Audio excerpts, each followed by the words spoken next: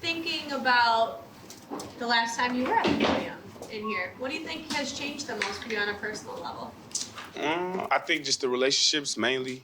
Being able to, when I first got here and I was on this podium, it was just all a new experience for me and getting to learn, who my teammates were in my role. But now I know for sure.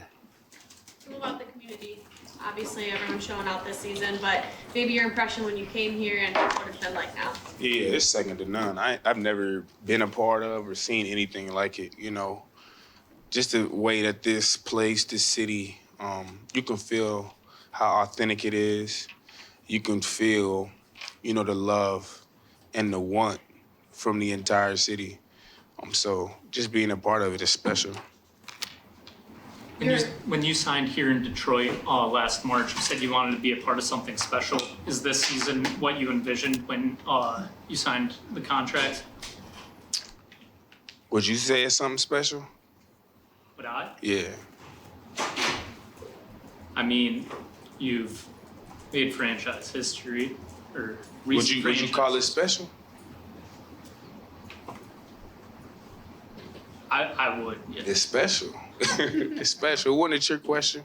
But yeah, man, like just being, like I said, I think every day I wake up still being able to play and play with these guys around me, it's still a dream,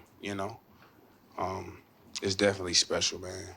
If anybody else ever asks you that question, answer it with confidence. David Montgomery told me this week that maybe an underrated relationship amongst the team is your relationship with your head coach. So can you peel back the curtain a little bit and tell us what makes your relationship with Dan Campbell and how special it is for you? Yeah, me and Coach Campbell are similar in a lot of ways. When I first got the call and the opportunity to realize that I was going to be here, I looked up all his interviews. And, I revisited the biting kneecaps when he first got here. And I said, to everybody else, it's funny, but to me, like, I agree. So just the kind of the human he is, how he carries himself every day, I'm finally, it's really, really great to finally see he's getting the recognition that he deserves. But yeah, like, that's my guy. What other similarities can you pinpoint between you two? Those I will not disclose. Is it on the field or off the field similarities, or both? Both. Okay. What steps are you taking to mentally prepare for this game?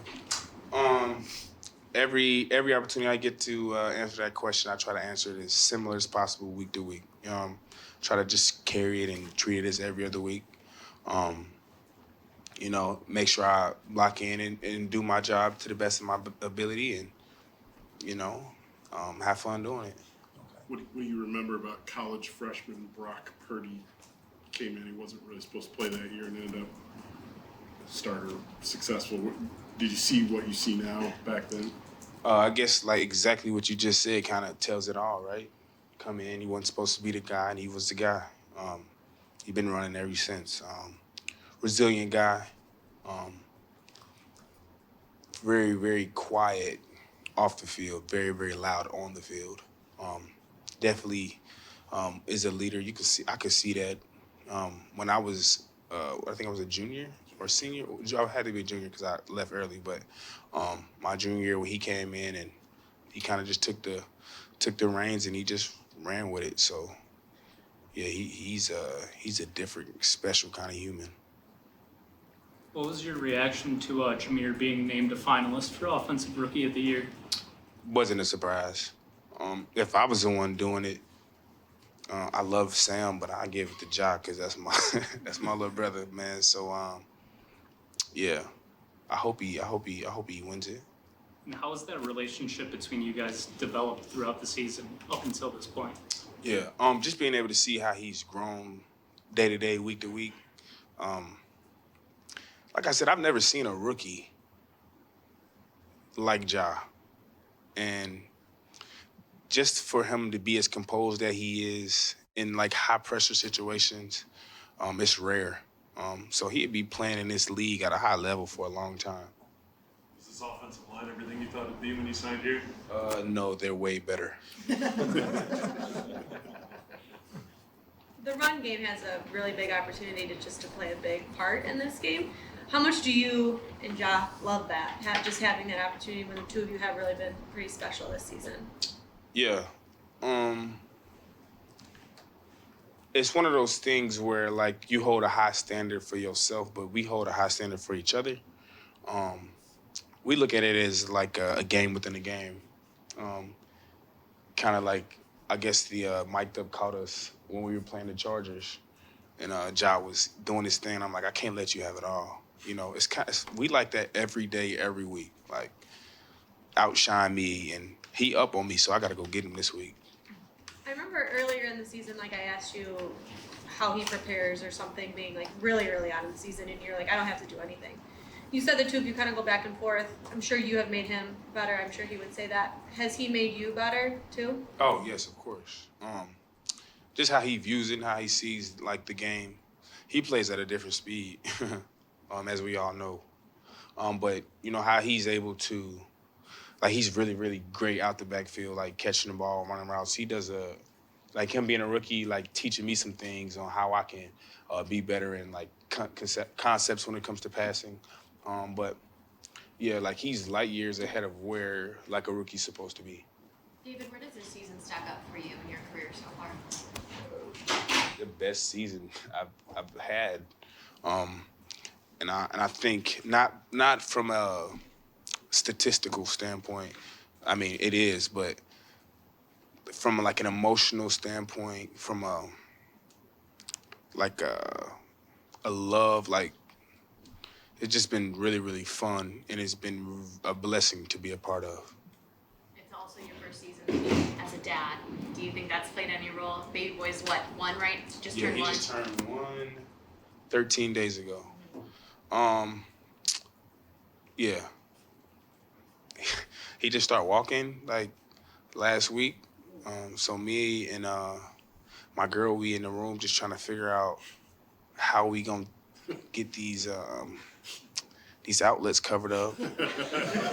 And I think I was talking to my girlfriend yesterday, and she was doing something around the house, and she said that my son was on the second step at the top, and I said, let's make sure that never happens again. So today when I go home, I'm going to put up the fence or whatever that thing is. So I got some daddy work to do when I get home. Yeah, the baby gate. Yeah, I thought I could get away with it for a week, but it's no. Has he added a little more extra motivation for you this season? Oh yeah. He's added a lot of motivation, but he also created a lot of perspective for me to realize that this game is very important, but it'll never be as important as him. I think for myself, for a while, I didn't realize, and I never knew how to separate home and ball. I never knew how to have a bad practice and go home and be happy about it. But having my son, when I have a bad practice or a bad game or a bad play, I go home and I look at him, like it's night and day. So when I get home, I'll be sure to save some of the things that I say, so when he get older, he can see how much he's helped me. And he's only a year old, so I'm blessed. I can't complain any.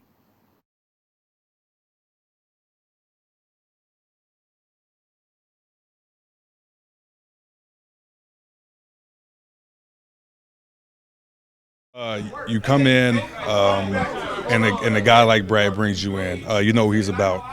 Just when I came in with the class I had, and you look around at all the success that all of us in my class have had, and after the classes after, like they say, call him the draft guru. It's true. He brings guys in who all has the same mindset. Wanting to come in here and win and work and show our identity, and that's having grit. And pushing each and every week like we've been doing, and it's just the mindset that we have. So yeah, no, it's kudos to him, and he is well deserved. Did you get to know him at all in like the pre-draft process, and what kind of impression of him or this coaching staff, I guess, did you get? If you can remind yourself 3 years prior and kind of recall those conversations. This is bad, but I would that like just the draft process was so like a blur to me because it was like so much going on. But I know definitely when I got the call and then I got to sit down and talk to Brad, his passion and love for the game, what he wanted to create, and to see it come into life is amazing. And yeah, he's good at what he do. So. Where do you start with the San Fran offense as far as the game plan? Like, what's the first thing you do? Obviously, you got to look at number 23, good player, good running back. I watched in the league when I was in college. He brings to the table. Obviously, a guy you got to eliminate. The coaches got a great plan for that. And they also have other good players, Kittle and Debo, if he plays or not. Great offensive line, good quarterback. So you all definitely have to be detail-oriented when it comes to these guys. Everybody has to be on point. Can't be no drop-off. That's where this offense is good at finding holes in the defense and those things that you're thinking out of port, and they find that. So we definitely have to be on top of everything this week. So. In the offseason, you were talking about how you rededicate yourself to your faith and how that played a big part of your offseason workout and regimen. Just how has that carried you throughout this entire season, even through the ups and the downs? No, for sure. Because sometimes I just like, I was watching this video and somebody said when something good happens, you have to prepare for something bad that's going to happen. Not going to be not in this case, but it's really just going through camp and OTAs and even throughout the season. I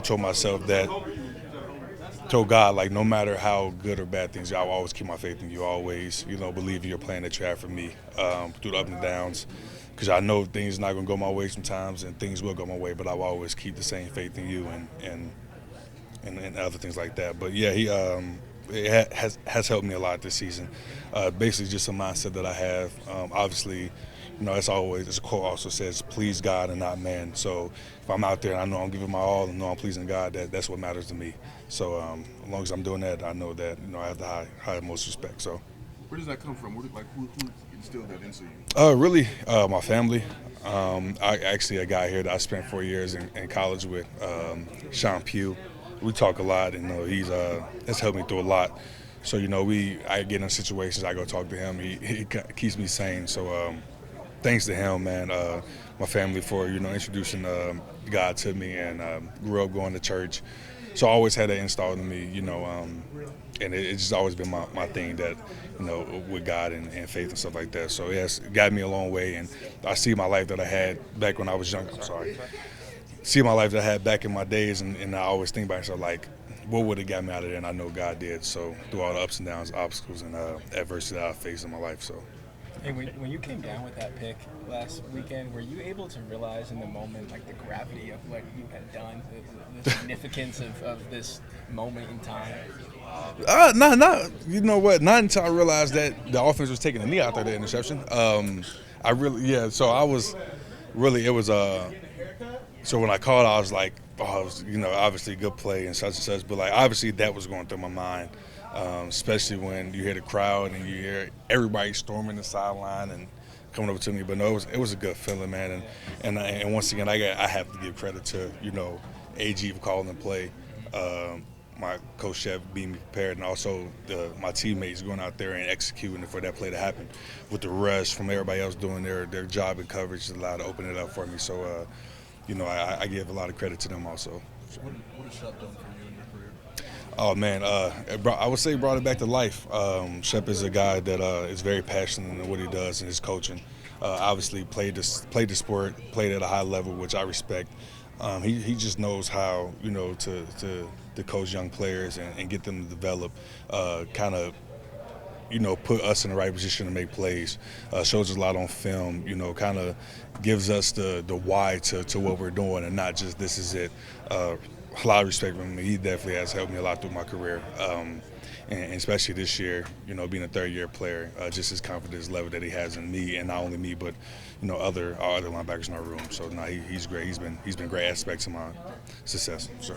AG said yesterday that we might not be the fastest or strongest, but we'll bite your face off. Essentially, like, is that something that you knew the team was looking for when they scouted and drafted you and other draft mates, and like this kind of nucleus that came in, or is that something you won't know until you get into a locker room? What you mean? You talking? I'm fast and I'm strong. Oh no, no, sure. but face biting yeah, part. no. I'm joking with you. No, yeah. I mean, that's just the mentality that all the guys that have been drafted or have been brought in here has. You really can't name me one that hasn't had that mentality. So yeah, no, that's what we're all about, and I think that's what gives us the edge.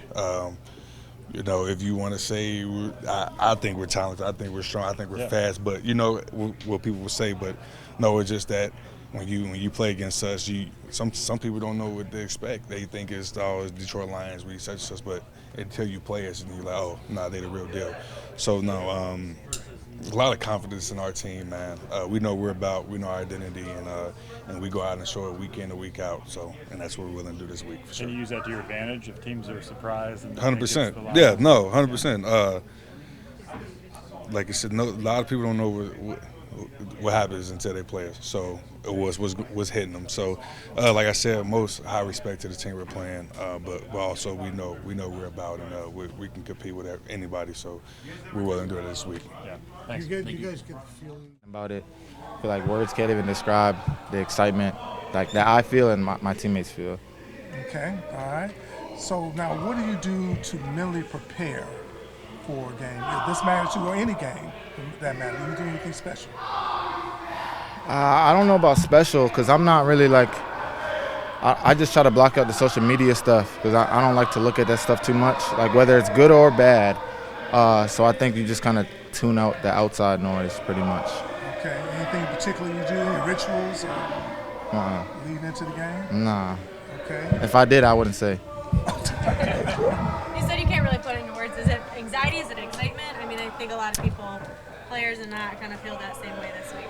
I think it's excitement to just go out there and play. Anxiety don't set in until like kickoff, and by then it's too late. You got to play. So I don't really get like anxiety. I get anxious right now, but national anthem, that's probably when it sets in. How about the night before? Can you sleep soundly on Saturday night? What's that like for you? Yeah, I mean, I can always sleep if I want, but I stay up a decent, like, not too late, but I always like write stuff down and rewatch film the night before. But I don't have trouble sleeping though. Your defense has proven to come up so big in so many big moments, really down the stretch, to get to this point. How much do you guys kind of just chomp at the bit to go out there on this type of stage and do that? No matter the stage, we just want to go out there and like. I love it when it's like the defense out there last. I mean, if it's the offense out there last, we know what they're going to do as well. But, you know, I think we're all just, you know, hungry and just excited to be out there. Can you talk about the challenges posed by this 49ers offense and just kind of the keys to keeping that in check this weekend? Challenges everywhere. Quarterback, running back, receivers, tight end. Like, honestly, everywhere. It's a challenge everywhere. I don't really want to say too much, but it's challenges everywhere. But I think if we stick to our rules and our principles and just, you know, play aggressive and limit like self-inflicted wounds, I think we'll be fine. Thank you.